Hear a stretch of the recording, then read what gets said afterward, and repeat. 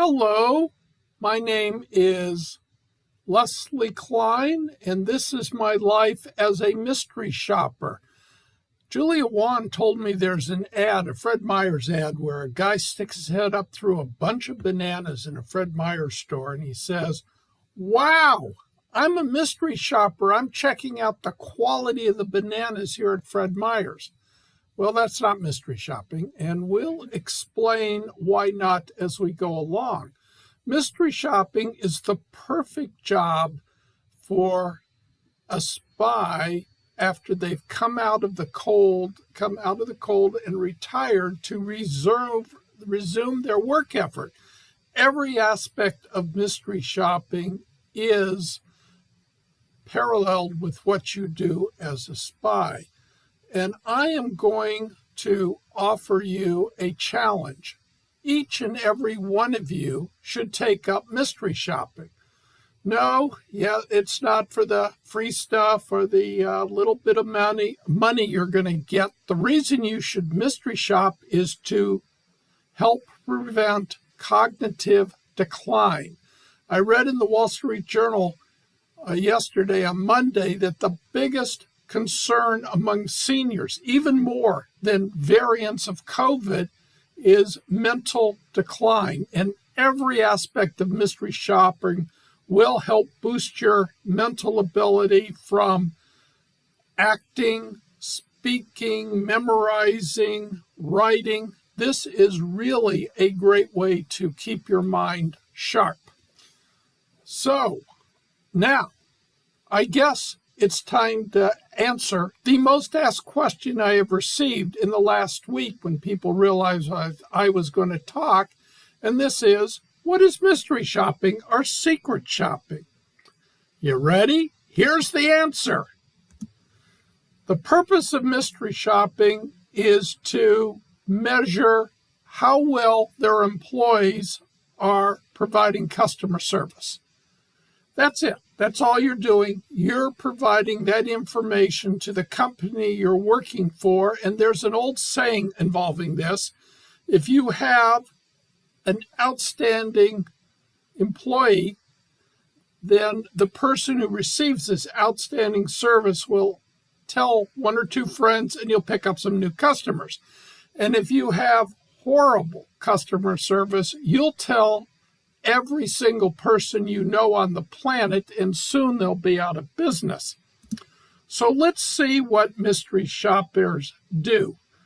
Your job is to pose as a normal customer. Boy, that sounds easy, but as you will discover, posing as a normal customer is very challenging, especially if the employees do something that catches you by surprise. You're not allowed to get angry at them when you mystery shop. You just smile and say, "I'll be talking to you shortly through my write-up." And you must do your shop in accordance with the shop instructions. And this can be, I have had, let's see if this is visible. See how thick that is? Some of the instructions I've received are running 100 pages. And they're in small little print, not like this giant print. They're in small little print. You got to read each and every one of the instructions, memorize them, and then you can't take them to the shop with you. You got to follow them and write at least a 8-page report, and often much more. You'll see some examples of this as we go along. Now, this is an ad I saw in a newspaper looking for mystery shops. And anything that involves free food, free money, there's a scam involved. And it's not the scam going after the millionaires and the hedge funders. This is the scam going off people who can't afford to lose money in order to get mystery shops. And I'll just state it real briefly. Basically, what they're saying is, how would you like to go to Canlis? Eat whatever you desire. Drink the $1,000 bottles of wine. Spend as much money as you would like to spend. And guess what? You can bring doggy bags home. You're going to get paid $200 for the time you spend in the restaurant eating that food. And the write-up is a 5-question yes or no type of question. And that's a total scam, because when you follow up, you'll find they want $50, totally reimbursable after you do the shop, in order to process the shop for you. The rule for scams, if you're going to do mystery shopping, is if you need to spend money to shop other than buying whatever the products are that you're required to buy, it's a scam. Here's the reality of mystery shopping. And this is where the students in my class suddenly wake up and they say, Leslie, we are not working for 50 cents an hour. We're not even working for $5 an hour. We're here to have a part-time job. And I say, the reality is you're doing piecework. The shop will pay $5 to $20, the vast majority. The restaurant shops pay nothing, just reimburse some food expenses, and the shops take 2 to 4 hours, especially the ones that you just start for the first time. I've seen people, and I myself have earned 25 cents an hour until I wised up. So now, at this point, you're probably asking yourself, why should I listen to a word you have to say about mystery shopping, Leslie? What makes you an expert on mystery shopping?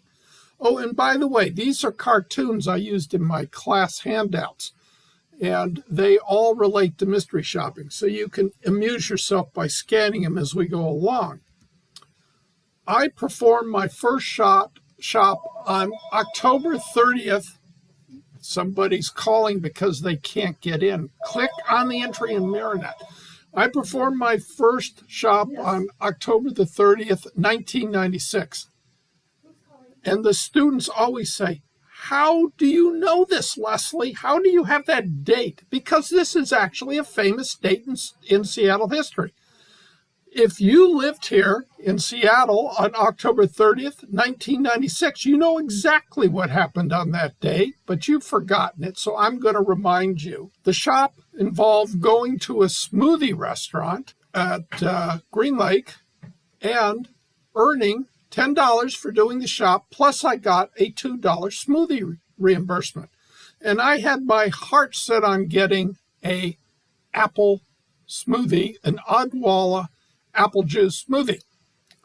Anybody waking up to what happened next? So I do the shop, but I can't buy an Odwalla smoothie because they cost more than $2. And I just intuited in mystery shopping, if you buy $1 worth of food, you're going to get $1 reimbursement, not $2. And if you buy $2.83, which is what the apple juice Odwalla cost back in 1996, you're going to get $2. So I got something else. And I get home, and Janice comes rushing up to me, and she says, we need to head to the hospital immediately. And I said, what's going on? And she said, the place you just shopped has closed, and 1 person is dead, and 66 are in the hospital from a salmonella outbreak from the apple juice Odwalla drink. And I said, well, I couldn't afford an Odwalla apple juice drink, so you don't have to worry. And that would have stopped most people from shopping. To me, it's just an example of how much fun you can have doing mystery shopping. I do about 100 shops a year, and that's this year and last year and every year since I've been here at Mirabella. This is my biggest job, is doing mystery shops. And I discovered at 50 cents an hour, you can't make a lot of money from mystery shopping, so I began teaching mystery shopping classes for 20 years at 3 Seattle community colleges. Don't teach it anymore. And in 2016, I was the number one mystery shopper in Seattle with over 400 shops. And I didn't earn just $1,000 that year. I think I earned $3,500. And of course, the students at this point are totally disgusted. We can't live on $3,000 or $1,000, Leslie. And I said, you're doing it for development of your mental cognitive skills, learning how to memorize, learning how to speak, learning how to act. And I guess that's $25,000 to $30,000 I've earned over the years. It's not a pot of gold, but it's purchased many lottery tickets for me, which have been losers. Okay, we have three types of mystery shopping. That the big three are food, and food involves fast food and elegant dining. Not a Canaliso, never got that one. Banks. Banks want you to shop, opening accounts, getting credit cards, making deposits. It's a steady $15 or so. And the third one are stores. And this is the vast number of mystery shops. And if you can think of a store, it's being mystery shopped by somebody. And then we have a lot more. Casinos, hotels, parking lots, senior centers. And I'm not talking just CCRCs, I'm talking assisted living. You know, there are a lot of those around Seattle, and they pay at least $75 and up to do shops. Well, that's a lot more than $5, isn't it? Carpet cleaning, junk removals, going to the movie theaters when they reopen. So let's talk about food first. And I do want to talk about my favorite shops. And without a doubt, Daniel's Broiler down on Westlake is my number one favorite shop. Of course, none of these are happening now, but I've shopped this time. This shop I can do every 6 months, along with the one at the Hyatt, and I rotate them. I do one every 3 months. I am really given a budget of $350 for Janice and I to enjoy dinner. And it works out real well because I have the very expensive Japanese Wagyu steaks, or maybe they're from Oregon. But anyway, the Wagyu steaks that they have, and that leaves just enough for her to have some chicken. And that's the only thing she can eat there. It's not her favorite shop. And this is what I have to do. It's an open menu, just have to order different entrees. We get an appetizer, share desserts, wine up to 2 glasses, bar visit, and the valet, because you wouldn't want to walk down there from here. That would be out of place. And how will you carry home your doggy bags? The reports are pretty extensive. 15 200-word essays, 110 questions, names, descriptions, timing. You miss any of that? You've just bought dinner for $350 at Daniel's, and you're getting nothing. And it takes me about 4 hours to complete the survey and 3 months to get paid. So a couple points here. For the students at the community college, I always point to the $350. I can't see my charts in my little picture. I point at the $350 and I say, you better be able to fund that with your assets, or don't do shops like this. So, what do you need to know to be a mystery shopper? Number one, I know you can all do. The number one skill to be a reliable mystery shop is actually do the shops on the proper day at the proper time in the proper location. For us, that's easy. For millennials, that's impossible. So that's the problem. And that's why you have an edge over the millennials. When you apply for a shop, you're right at the head of the line, because they know with a millennial, there's an excellent chance they'll never do it. Here's the number two. You've got to follow the instructions. If the instructions are that thick or just about a little 6 or 7 pages, you must read them. You must follow them. You can't change. You can't say, I'm going to order boneless, skinless chicken breasts, which I want you to put on my receipt, but bring me lasagna and garlic by mistake. No, you can't do that. Because if they put garlic and lasagna on your receipt by mistake, you're not getting paid. Don't change the instructions to suit your preferences. So I think it's time to move on to banks. I do a lot of bank shops because they're easy to do. Now, if you're going to mystery shop, you're going to look at this on the YouTube. You're going to stop it right here, and you're going to write down that website. I am giving you real companies that pay real money. Ipsos does bank shops, and they pay within 2 weeks. I mean, what more can you ask? 2 weeks reimbursement, and they pay between $15 and $75. That's a pretty good amount. I have a problem with Ipsos, which I think we're going to cover now in my favorite bank. So I'll let you all ponder. What sort of problem could you have with a very reputable mystery shop company, Leslie? And we'll take Wells Fargo, which I've been doing a lot of. You can do all this on the phone. You don't have to go into the bank even to do Wells Fargo checks. It can all be done online and on the phone. I've got it down where I can do a Wells Fargo shop on the phone in under an hour. I can do it every 10 days and I get paid $30. You feel like a quick $30? I mean, are you in for 30 or are you not in for 30 for less than 1 hour's worth of work? Just an example. Janice says I'm overselling you. Louis is falling asleep. So what can I say? Also, you can open and close new accounts at $70, $70+, but you do have to go in the branch to do it. And it's safe in the branches. And the report is pretty simple. 3 50-word essays. God, you ought to be able to whip that out in 10 minutes. I do. And 32 questions. So that's why I say it's a half an hour shop and pays a hefty amount of money. And there's my problem. I've already made $545, and I don't like to earn more than $600, and I'll leave it to your tax accountants to tell you why. Okay, the number 3 skill. You got to submit your reports on time, usually within 24 hours. So when I accept a shop, I also accept a time in my schedule to submit it. So what do we have here? Anyway, these are cute cartoons, and the number 4 skill is you must be an objective observer. When you get pissed off, and you're going to get pissed off at some server, especially at a restaurant. I've seen it here at Mirabella all the time. I would love to mystery shop Mirabella. I have mystery shop Mirabella, but they didn't want me to mystery shop the servers. So I have never been able to mystery shop the servers here, but I came to Mirabella because I mystery shopped it.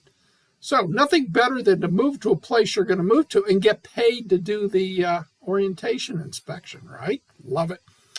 But you do have to be objective, and you can't guess why the waiter didn't bring you the food fast enough, or they were out in the alley smoking or whatever. You can't say any of that. You only report what you see. Okay, now must be time for stores. And this is just some of the stores. These rotate all the time. Stores come and go, and they're everywhere.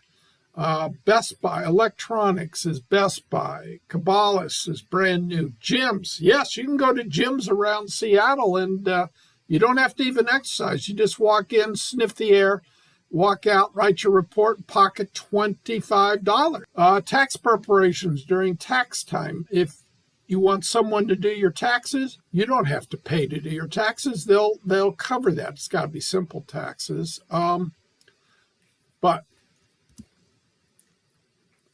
this is the lowest paying and the largest category. And the reimbursements are purchases of $1 to $10. Pictures are required. Business cards are required. Names, timings. And here are 2 companies that I work for that do this. Again, these are actual addresses. When you type them into your computer, you'll call them up. You can fill out an application, and you could be pocketing on your way to $1,000 pretty quickly. It continues. Okay, so Eagle Hardware. How many of you remember Eagle Hardware? Anyone? Well, Linda remembers Eagle Hardware. Eagle Hardware was bought by Lowe's. And this shop still exists at Lowe's. You can do the same exact shop at Lowe's that I'm going to describe. Janice loved this shop. She was with me when I was discovered as a mystery shopper. This is always your challenge. If you're found out as a mystery shopper, you can't shop anymore. So it's 2 hours of work. Yes, you get paid $10 in your dollar reimbursement. You go shop 4 departments. You go into the department. You got to find somebody. You got to ask them an inane question. You got to talk to 4 salespeople, names, descriptions, and you got to spend your $1 and then get the name of the cash register person. There's a lot of work here for $10. The Janices favorite is often you have to return items as well. So I had to again, remember, if you spend 89 cents, that's all you're going to get. So I usually spend $3 or $4 because I know I'm going to be returning it when I do the same job next week. These go every week, or when every week, so at a different location. So I would buy the item, hold on to it for a week, take it back, and return it. And there was a nice salesperson there who was ready to help me, and the manager saw me, came over, pushed the salesperson out of the way, and said, "I'll handle this gentleman." And she did a very good job and got a good write-up. But I'd been spotted. That was the last Eagle Hardware shop I ever did. And the requirement inside the store was to make a low water maintenance hanging plant purchase. And when I asked the associate, do you have hanging low water plants? See, if you can't get it out perfectly, you're going to have trouble on the shop, aren't you? I can't behave like a normal customer. And he said, "You're the 4th person that asked me that question this week." And I know they're over shopping the store. So, number 5. Here's the number 5 skill. And I told you, this is a tough one. You got to pretend you're an actual customer, not a mystery shopper. And the final one is the cognitive one. You must memorize and you have to be accurate. I just went on a senior center shop. In fact, I'm in the middle of 2 of such shops, total $125 each. That's $250 that I'll earn. Anyone need $250 to buy lottery tickets or whatever you think is in your highest and best interest? And one is, I can't mention the name of the place, but you all know it. And the other one is Northgate Plaza, which is assisted living. This is not where we would go, but I have to come up with a scenario that it makes sense. And my scenario is I have a cousin who I have power of attorney for, whose doctor has told her that she needs to go into assisted living. So I'm going to be inspecting assisted living places and will pick one for her. So there we go. There's that scenario. And you need to remember everything, names, what they said, what they told you, what they didn't tell you. It's quite a challenge, but $125, I'm up for challenges. So let's see. I think it's time for my absolute favorite shop. People say, "Leslie, what is your favorite shop?" This is my favorite shop. This is a humongous shop. I've only done it once in my life. I would love to do it again. You cannot get this as a beginning shopper. You have to do, they have something else at Tulalip. They have something called Quilceda Casino. What? Quilceda Casino, which is at Tulalip on the reservation. You have to do 3 or 4 of those before they will allow you to have the gem shop. Literally, you're given a budget of $3,500. That means that's how much money you have to spend and will get reimbursed. You get paid $350. Hey, that's a real chunk of money. And you get to do cannot lose gambling. I mean, my God, how would you like to gamble in the casino where you can win the left wing of the Tulalip Casino, but you can't lose? What they do is they make you buy in with $100, and then you gamble until you lose $50, and then you get up and leave, and they'll give you back the 50. If you gamble until you lose 60, that's called How to Lose It Mystery Shop. And they do allow you to keep up to $500 in winning, but I always said if I hit the slot jackpot, I was absolutely not going to be doing my extremely complex report. So what else do you get to do? You get 7 table games and slots. You get all meals for 2 days, and it's literally, it's good money. $200-300 for the finer restaurants, $50 for the cheaper restaurants. You're not going to starve. You get a free massage. You get a visit to the bingo parlor. How many of you played bingo? Have you been to the Tualatin bingo parlor? I've been. I was so busy doing these write-ups that I let Janice play bingo, and she did not win anything. You get 4 bar visits, and we get a free room. And because I do enough of these shops, they're suites. So I get a free suite at Tulalip. I got a video on it if you want to see what a suite at Tulalip looks like.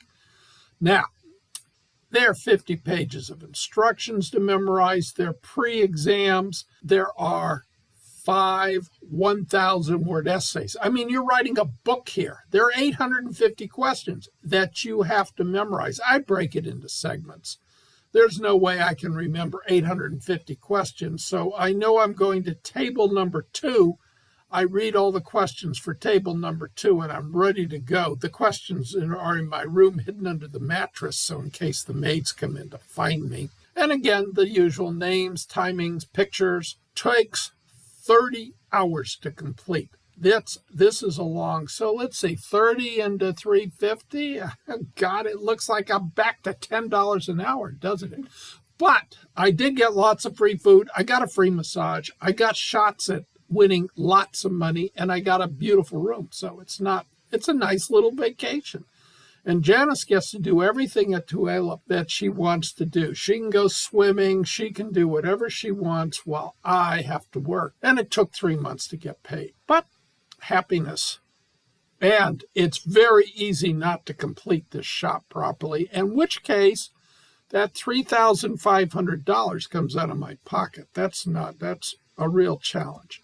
So what does it take to do mystery shopping? And these are real requirements. If you can't meet all 4 of them, then you won't be able to shop. Now, you can do a few shops within walking distance of Mirabella. I was doing Evergreen, and I was doing Shake Shack, and there's some phone shops. The UPS stores can be done, and AT&T, you can shop those places. So there are a lot of shops that can actually be easily walked to. And if you're willing to walk up the hill into Capitol Hill, there's a whole bunch more. I did Good Eats. How many? No, it's Local Eats. Has anyone eaten at Local Eats? And it's where you go in and you buy frozen entrees, like old TV dinners. They're very good. And they get paid well to have a free meal here at Mirabella.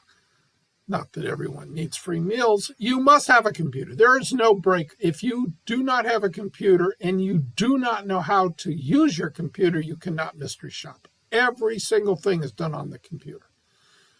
You enter all your shops on the computer. You take pictures of receipts and you transmit them on computers. There's nothing, and there are more and more shops that require you to have cell phones, and you actually have to enter the information on the cell phones. I'm not doing those. But you do have to have a cell phone if you wish. I'm still on old camera. I use a camera to take pictures, and a lot of pictures. Scanner, well, if you take a picture on a cell phone, you know how to put it on your computer to send it an email. You don't need a scanner. Otherwise, you need a scanner. And, well, you could take pictures of material, and you need a printer. Nobody can remember 250 guidelines. So the millennials can, or they think they can. So you need a printer. And this is all you need to do a mystery shop. The car, if you want to do anything out of your walking distance, you're going to need it. My goodness, I have gone through this in a half an hour. Oh, wait, we have a story. Janice wants to tell you her favorite mystery shop story. So, Janice, come on up. In a first of Resident Revelations, we have a guest speaker. It has never been done before. You are here when it happened. As far as food service, Leslie started out with places like McDonald's and Five Guys Burgers and places like that. And when he passed those, we gradually graduated to other places in fine dining. And one of the places we went was Palisades. I suppose a number of people here have gone to Palisades and enjoyed it. And so the first time we went there, we had to order 2 separate entrees and so forth. There were quite a few instructions. And he ordered, I think, lamb chops, and I ordered halibut. And the waitress was very nice and very prompt, bringing all of the items and appetizers and so forth. And Leslie was calculating the timing because that was one of the requirements. And so she brought our entrees, and he dug into his lamb chops, and my lacquered salmon was the best I have ever had. I absolutely loved it. It was so good. I'd only had about 6 bites, and the waitress came back to check and asked if everything was okay. And I said, oh, this lacquered salmon is out of this world. However, I ordered halibut. And so she whisked away my salmon, which I was almost trying to follow her to grab it back. And a few moments later, she brought the halibut that I had ordered, which was also very, very good. The only problem was because of the error, she comped, did not charge for the halibut. And when it didn't appear on the receipt, Leslie had to spend an hour writing up the reasons that it wasn't on the, or that the halibut was not on the receipt. And of course, the lacquered salmon wasn't on the receipt either. And because of that, he almost did not get reimbursed for the meal because the instructions had not been followed correctly. But with his description and explanation, he was finally reimbursed. But that's an example of any errors you make on the report can have consequences. Thank you, Janice. Of course, that story carries on. The mystery shop company is who pays you the money back, and they went out of business after we did the shop. So I still didn't get reimbursed. And I no longer get to Palisades. Maggie Bluff was below Palisades, and I was able to eat there for a little while, and that's gone too. Okay, so here's what you do if you want to do a mystery shop. First of all, if you don't want to do a mystery shop, I hope you enjoyed it, and I'll be opened up to questions shortly. There's nothing you need to do. But if you want to work on your mental skills, you need to rewatch. I guess it isn't going to be a Zoom recording. It's going to be a YouTube recording. And then you sign up with the one of the 3 mystery shop companies, and you're on your way. I currently work for about 60 mystery shop companies. I get 200 shop opportunities a week, and I accept maybe none, maybe one. And if I'm very picky, if what they're paying is less than $15, which is minimum wage here in Seattle, and I don't think I can do it in 1 hour, I'm not going to take the shop. So, but anyway, good luck. Have fun.